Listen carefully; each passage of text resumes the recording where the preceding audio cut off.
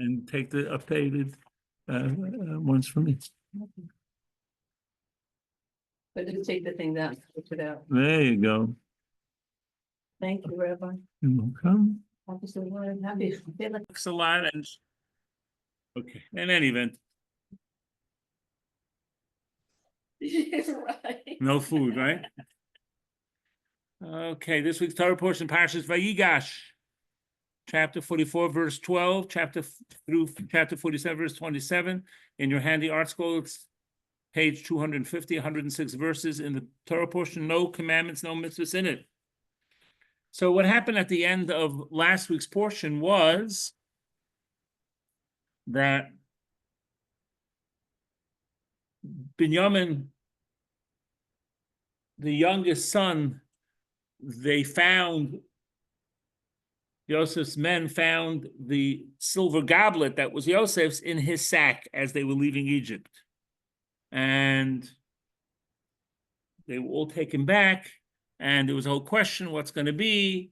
And they all be slaves, not all be slaves. And Joseph says, no, let the one who, the one in the sack, he's the one who has to stay. You want to give the class and I'll be in the library? Mrs. Hayim, please. You want to switch? You want to switch? You want to give the class? Okay, in any event. So, and let everybody else go. So now the brothers are in a difficult pickle. They can technically leave Binyamin there, but remember, Yehuda was the one who promised that he would guarantee Yosef's safety. So Binyamin's safety to his father. So he has a problem now. So Vayigash Elav Yehuda, and Yehuda comes close. The bakery. I keep Yashan? Schwartz's. Yashan. No, Schwartz is not Yashan. I don't know. I have no idea. I'm sorry.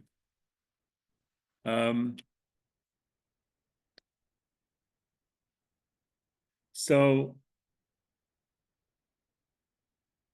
Yehuda steps forward and keeps his word, and he recaps the whole story about how they came and they were accused and they brought Binyamin down, and how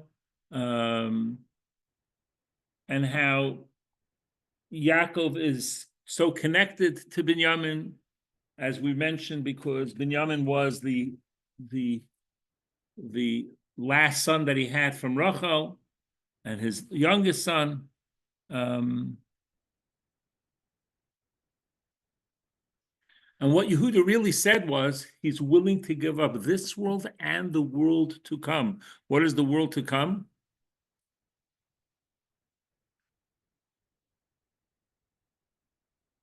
Anybody? World to come is the concept of the world of eternity. We're all physical beings with a soul inside, and we live in this world, hopefully 120 happy and healthy years. But afterwards, our soul goes up to heaven, and there is an eternal world that we earn based upon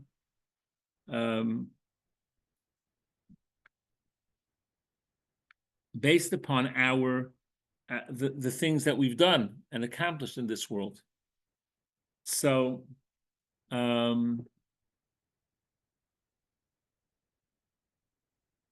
what's the virtue of the world to come over this world?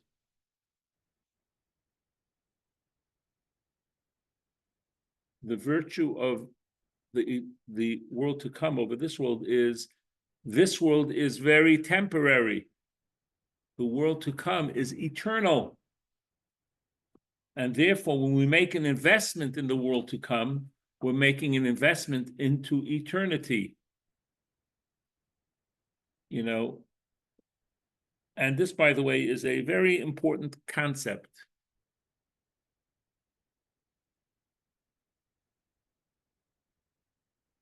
It's a very important idea because are we doing are we doing short-term gratification or long-term gratification? And I may have mentioned this once. They did an interesting study about kids that they gave them whatever it was, a treat, and they said to them, if you wait an hour, you'll get a second one. You don't have to wait, you could eat it now, but then you won't get a second one. And some of the kids couldn't wait and they ate it up, and other kids waited and they got the second one. And they followed these kids 20, 30 years later, and they found that the ones who could defer the reward, defer things happening to them, they were more successful in life and did better because they didn't need the instant gratification. They deferred gratification to later, and they were more successful. And that's really our story, because God rewards us for every good thing we do and every challenge we face, and we come out okay. That we're going to get great reward for that in the world of eternity. And that's pretty amazing, in eternal world. But this world is just a physical world, and sometimes we just make choices for the short term and don't think of the long term. But Yehuda was willing to give up his life, and not only in this world, but in the world to come, if he wouldn't bring Yehuda back. So he took a sense of responsibility, and I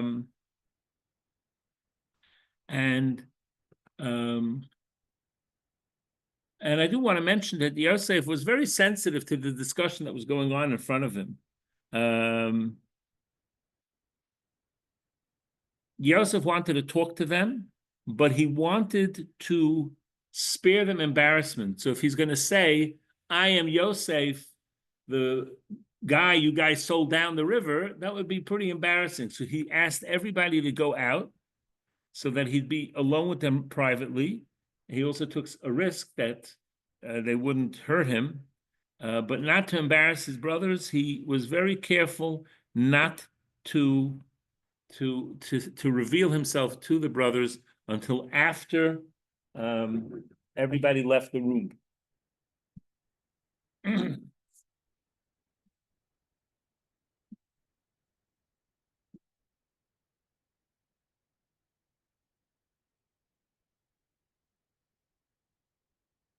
So, like again, Yehuda made an impassioned plea about that Yaakov won't survive if Binyamin doesn't come back. And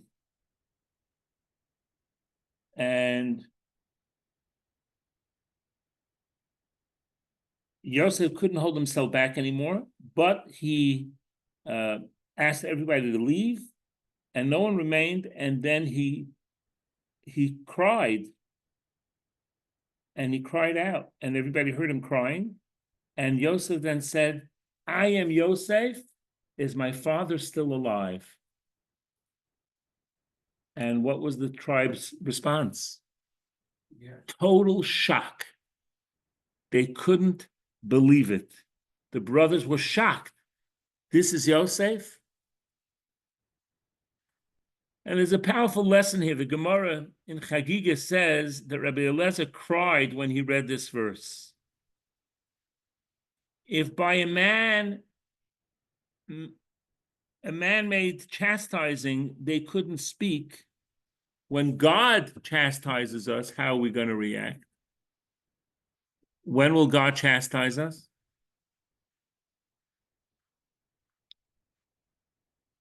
By the way, you can unmute yourself and give an answer if you'd like.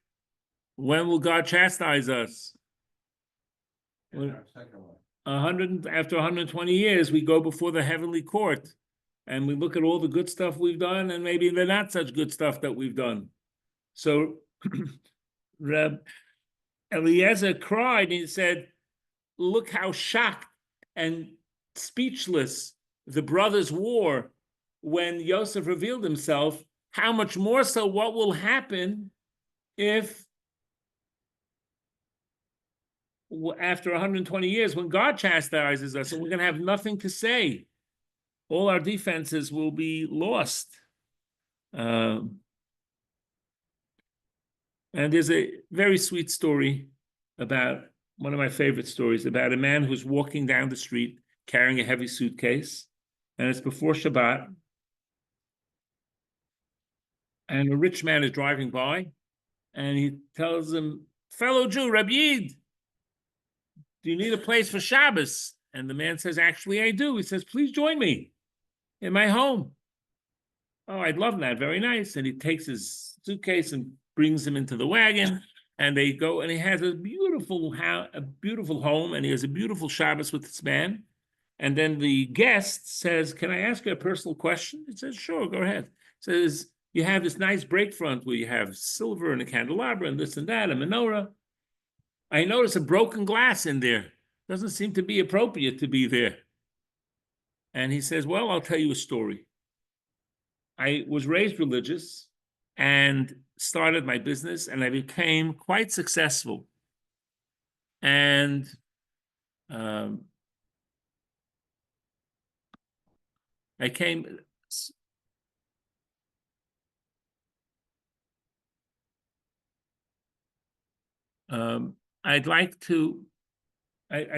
quite successful. And then I started making compromises. Someone added a chat, which is true. Lisheva, the world to come is the world of truth, because there's no falsehood. That's right. Thank you. It's the world of truth. There's no falsehood. Everything is black and white, clear. So this man says that I started making compromises for my business. I started missing services, and then it started working later on Friday, till eventually I stopped keeping Shabbos, and I didn't do what I was supposed to do. And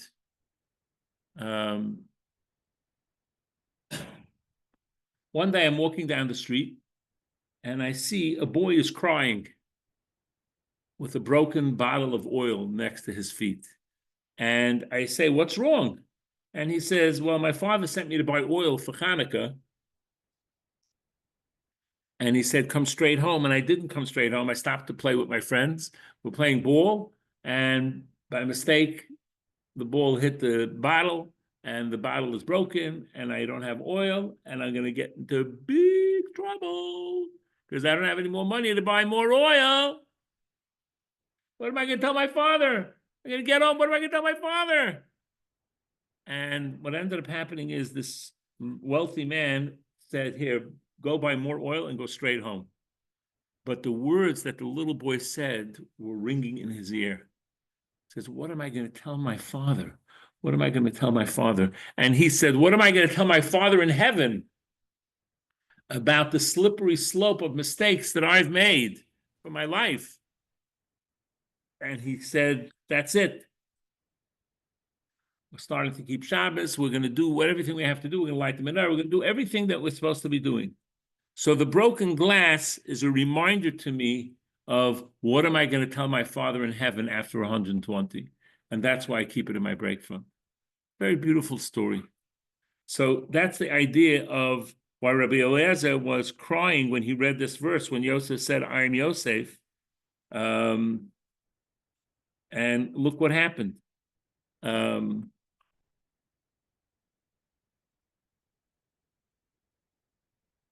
Chavetz Chaim, the saintly Rabbi Somer Cohen Kagan from the city of Radin pre-World War II, has a very beautiful and powerful interpretation.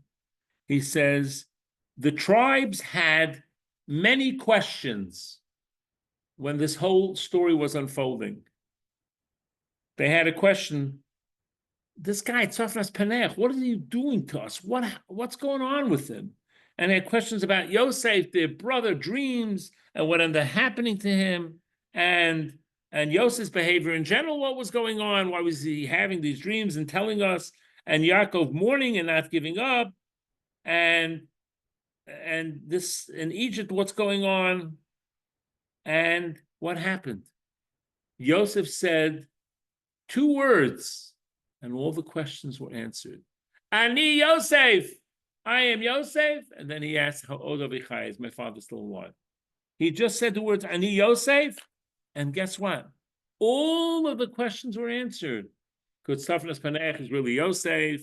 The dreams that Yosef had were really prophetic, and he did become a king, and they did bow down to him. And they understood Yosef's greatness. Everything fell into place. Says the Chavetz Chaim, we also have questions. The Holocaust, exiles, October 7th, personal issues, personal pain. And God, at the end of the days, is going to say, Ani Hashem, I am God. And what's going to happen? All the questions will be answered. Very powerful, very powerful. And why do we have a hard time? We have a hard time in life because we only see one part of the picture. We don't know exactly what happened before, and we don't know exactly what's going to happen in the future. And that's hard for us because we only see what's right in front of us. You know, imagine you go into a movie and you missed the first part and you didn't stay for the end. You only see the middle part. Oh, why is this person doing that? Why are they shooting? Why that? Why? Well, you missed the whole story. So that's Hashem sees the whole story because God is eternal. We don't, and therefore we don't understand. But when God will say, Ani Hashem, I am God, all the questions will be answered. Very powerful idea. Yosef is very gracious and warm to his brothers in understanding, and he comforts them. It said, we're all part of a divine plan, which I'm going to teach you a Yiddish word called bashert. Bashert means meant to be. Bashert means meant to be. It was meant to be. And we don't always know how Hashem does the plans. I'll tell you a cute story and I know the person in the story. A woman got a call about a potential match for her son. The woman's name, her first name was Sprinzi, which is an old Yiddish name, not a very common name, and it's not so common, so it's a little awkward. You know, Rachel, Leah, Miriam, these are more common. And Sprinzi is like an old Yiddish name. And the girl's from Australia, and she's from LA, and the name is Sprinzi. It didn't attract the mother that much for her son. And she called her son and said, look, a possible match came up for you, Sprinzi from Australia. Are you interested in looking into it further? And the son said, look, I don't know. It's far, and it's, and it's, I don't know. He wasn't that excited. So they said, forget it, we'll push it to the wayside. That's end of Act 1, Scene 1. Act 2, Scene 1 is there is a woman who's working in a office building in Manhattan. If you never heard of it, that's in New York. And she works, let's say, whatever floor, let's say it's the 6th floor, and she happens to go up to the 8th floor for something. And she hears a religious woman that she does not know talking on the phone to somebody, and she's actually talking to her mother, and his mother telling her, I want you to go to Monsey, which is a Jewish neighborhood in upstate New York. I want you to go to Monsey for Shabbos because there's a family occasion there, and I want you to represent us. And she says to her mom, Mom, it's a great idea. The only problem is I don't know anybody in Monsey. Where am I going to stay for Shabbos? And this girl who was on the 6th floor went to the 8th floor, is walking by, and she hears this snippet of the conversation, and she lives in Monsey. So she tells this religious girl, by the way, I live in Monsey. I'm happy to have you in my home. We'll host you. My parents will be happy to have you in our house, so we can host you for Shabbos, whenever Shabbos that is. Probably won't be a problem. Here's my number. We'll coordinate, work it out. So the daughter tells the mom, okay, Mom, a young lady just walked by, a woman just walked by, and she invited me to ask for Shabbos, so I'm gonna go. Click. End of the story. All right. Now, going back to the mother in LA, she travels to New York for a wedding of a friend of hers, and she was going to be there for Shabbos, at the Shevet Brachos, at the continuation of the celebration, but she wasn't feeling that well, and she decides to go to her friend, her relative in Monsey, and be there for Shabbos. She calls her up and says, would it be okay if I came for Shabbos? Sure. And when her son, who was studying in New Jersey, heard that her mom's going to be in Monsey for Shabbos, says, Mom, maybe I can come ask them if it's okay if I come too. And she called them and said, sure, we'll host your son too. Great, you get to see your son from Lakewood. He'll be with us for Shabbos in Monsey. They come there, And when they come there, they see that the family that lives there, the relative of this lady from Los Angeles with her son, is there. And also there's another woman there. And the mother says, it's not usually done to invite a single woman where a single guy is in the same house for Shabbos. Like, says, well, I'm really sorry. My daughter met this woman at work that she needed a place for the Shabbos, and she invited her, and I forgot that you're coming also, and I forgot that she's coming. So, whatever, it's in parts of the house, it's fine, but I wouldn't have done it normally, but this is what it is. Okay. Who was the girl that came for Shabbos? Sprinzy from Australia. And the mom got to see her, and the son got to see her, and they talked, they met her, they spent the Shabbos together. And guess what? This LA guy married Sprinzy from Australia. So Hashem pulled together the whole plot. The mom had a wedding, she wasn't feeling well, the Sprinzy had to go to Muncie to say Mazel Tov to somebody else, and this woman happened to walk by and hear the thing and invite her. It was all very basher. It was all very divine providence that made it work together. So that's what Yosef was telling his brothers, that you think you meant bad. It's all part of Hashem's plan for me to be able to take care of you in this land and provide food during the hunger years. And this word bashet, by the way, is a very important thing to try to develop within ourselves. And we have to understand that it also, God forbid, is also for bad. It's also for bad things. Sometimes this is what it was meant to be. I remember reading a story about a patient who got sick, and they did an MRI, and the doctors missed the growth on the MRI. It was open, it was clear. They just missed it. And obviously they were very sad. But they got strength. They said it wasn't meant to be. It wasn't meant to be that they should see it and try to heal him. So it's hard, especially when there's a loss of a loved one. But if we understand that there is a concept of Bashet, what's meant to be, we have to make our effort. And whatever happens, we have to try to learn to accept as being whatever's meant to be. Yosef sees his brother Binyamin and cries with him. And Rashi, the premier commentary, teaches us they each cried for the other. They weren't just missing each other, but they cried because in Binyamin's section in the land of Israel, that's where the temple would be, and it would eventually be destroyed. And in Yosef's section, before the temple was built, it was Mishkan Shiloh, and that would be destroyed. So they had prophecy about what was going to happen, and Yosef cried for Binyamin, and Binyamin cried for Yosef. And he sees his brothers, and Pari also welcomes them. But unfortunately, it's the story of the Jews. The Jews have been welcomed and thrown out of more countries in the world than you can count. And Yosef tells the Shvatim, go to the land of Canaan and bring our father down, and you're going to live in the land of Goshen. That's a certain area in Egypt, and you'll be there as well. Now they go up to Canaan, and they're not sure how they're going to break this news to their father. It's a pretty heavy dose that Yosef is really still alive, and he's in Egypt, and he's a king.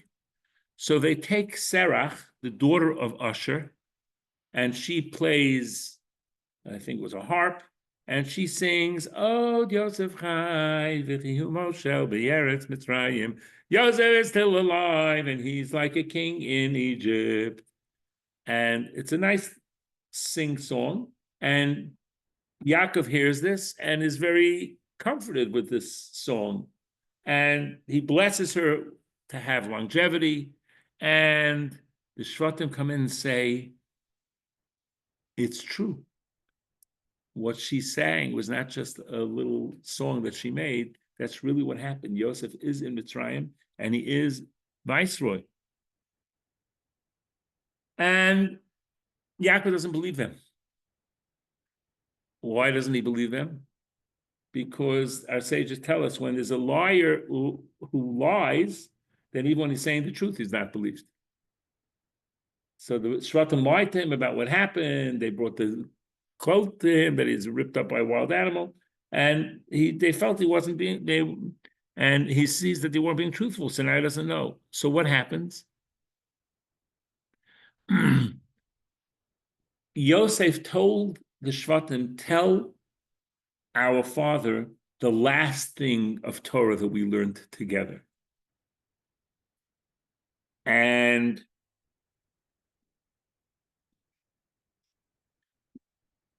in other words, there was like insider information that nobody knew. How would anyone know what the last thing he learned? And when they said this to their father, oh, now Yaakov believed that Yosef was alive, and he said, I have to go down to see him. But there's a deeper thing going on here as well. And that is, maybe Yosef is physically alive, but what have the years done to him of being in Egypt? Has he still maintained any aspect of spirituality, any aspect of his Judaism?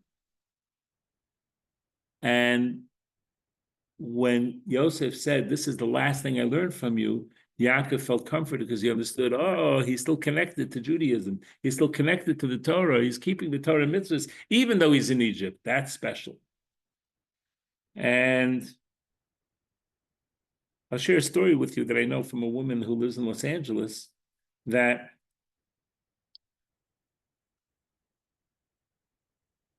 her grandmother lived in Eastern Europe, pre-World War II, and one of the daughters wanted to go to America to try her life there, to try, life financially was difficult, and she left to America and traveled. And when the winds of war were blowing in Eastern Europe, the daughter came back to get her mom and her siblings to come with her back to America. So I'm going to pause the story there for a moment and tell you a different part of the story that happened, whatever it is, 40 years later. This woman is working on a shoot of a model at the beach. And they're trying to get just the right light angle, and everything should be perfect. And the makeup person is there, but the makeup person says, look, I'm helping out, but I have to go soon because it's Friday afternoon, it's almost my Shabbat, and I can't stay. And she says, but we didn't finish the shoot, and the light has to be perfect. I said, I'll do the best that I can, but then I have to leave. And they were waiting, and the sun is getting closer to setting, and they're getting the lighting, and the makeup woman says, sorry, gotta go. And if you're interested, here's a card. You can find out more about Shabbat. And the woman was furious. How could she leave in the middle of the shoot? We needed a thing. And she sees something about Shabbat. And eventually it sparked her interest in learning more about Judaism. She was Jewish, and it sparked her journey to get more involved in Judaism. So I'm going back to the other story. The grandmother is in Eastern Europe, and her daughter travels from America to pick up her mother, and the siblings to bring them to America. When the grandmother sees how her daughter looks now, that her daughter has made compromises in her lifestyle because she came to America and she didn't find the support that she needed spiritually, and she's now making compromises that the grandmother didn't like. The grandmother said, sorry, honey, you can go back to America, but we're not going to join you. We're going to take our chances here, for better or for worse. But I'm not going to America to lose my faith. And the grandmother and the siblings stayed in Europe, and unfortunately, not all of them made it, or probably very few of them made it. So this woman, who years later was in charge of the shoot and became religious, shared with me the story. And I said to her, it was her grandmother. I said, you think you became religious because this lady gave you the card. It was your grandmother's willingness to sacrifice to keep Torah and mitzvahs, that she didn't go with her daughter back to America and lose her faith. The merit of that is what Hashem made so that you should be able to return to traditional Judaism. So God says to Yaakov, you can go, and I will be with you. And this is a very powerful idea. And it's a verse that says, Imo anoichi b'tzara, God is with us in our challenges. And God said, I'm going to be with you, and eventually I'm going to take you out of Egypt too. So what does Yaakov do? The first thing he does is send Yehuda back down to open up a yeshiva.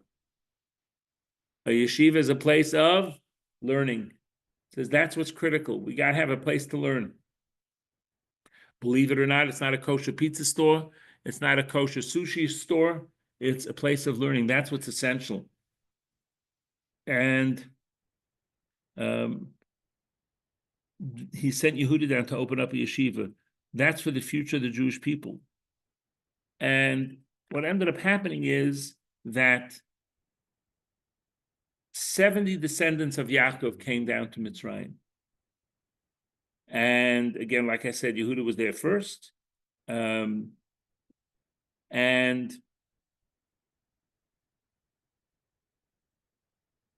there, Yaakov and Yosef meet for the first time in approximately 22 years. And it's a very emotional meeting. And Yaakov, when he meets Yosef, says the prayer of Shema. He says, Shema. Hear Israel, God is one who said that prayer. Why is he saying that prayer? So one of the beautiful answers, the simple answer is it was time to say Shema. So he said Shema then, because there's a time you can't say it too late. But the deeper answer is that the first line of the Shema is V'ahavta Hashem Elokecha. You should love God b'chol levavcha, with all of your heart, b'chol nafshecha, with all of your soul, b'chol meidecha, and with all of your resources. Yaakov felt so much love for his son Yosef that he wanted to transfer that love to love of God. So he said that prayer at that time. And they met at Goshen. Yaakov says Shema, and Yaakov goes to meet Paro, the Pharaoh, and also the Shvatim, the tribes. Now, Yosef was very concerned that the tribes shouldn't be drafted into the Egyptian army. So he says, let's pick the ones that don't look so strong and tell them you're shepherds, which is not beloved by the Egyptians because they worship the sheep. They don't like that job. But when Yaakov meets Pharaoh, Pharaoh asks him, how old are you? And Yaakov says, I lived many years that were challenging, difficult years. And because he said that, Yaakov loses some years of his life that he was complaining. He got his son back. It was difficult. He's right, it was difficult, but don't complain. Be happy. But when Yaakov comes down, he gives a blessing, and miraculously the hunger stops. In Yaakov's merit, the hunger stops in Egypt. It didn't last all the full 7 years in Yaakov's merit. And Yosef was, meanwhile, of course, in charge of the whole time, and people were selling things, and more food needed to be sold, and people had to give up this and that, the other, all to be able to buy the food. But when Yaakov came down, the blessing came, and the hunger stopped. And that's how, and Yosef and Yaakov and his families settle in the city of Goshen, and in this place Goshen. And Yosef continues to be the viceroy of Egypt with his family, and starting off with the 7 descendants, and slowly the Jewish people are becoming more and more in Egypt. And we end the portion with Yaakov and all of the tribes living in Egypt, which is part of the divine plan that God promised Abraham that his people, his nation, would go down to a foreign land, and it's leading up to the servitude that's going to happen in Chumash Shemos in the book of Exodus. All right. Any thoughts, questions, comments? Hanukkah. If you guys were here, you'd have donuts, but unfortunately you're not here, so. All right, any thoughts, comments, questions? No, we're good? All right, everybody, enjoy the rest of Hanukkah. We have donuts in New York as well. They have donuts in New York? Only donuts in I New don't York. believe it. Really? Schmalka, jeez. That's unbelievable. You better believe it. Well, enjoy. Thank you, Thank Rabbi you. Czapnik. You as well, Rabbi. Racha, thank you so much. Hanukkah, enjoy. Have a great week. Enjoy. May You too, Rabbi. Thank you, Rabbi. Thank you, Be with Rabbi. miracles. It's a Thank you. pleasure. Take care, all the best. Thank You're you, Rabbi. welcome. Take care. Hanukkah, enjoy. Bye-bye. Bye, Chani, how your plans doing? Baruch Hashem, I'm at work, so I have to go, okay? I'll let you But go. thank Take you. care. All the Okay. best. Hanukkah, bye-bye. David, take care. All the best. Malka, you too. You as well, Rabbi. Bye-bye.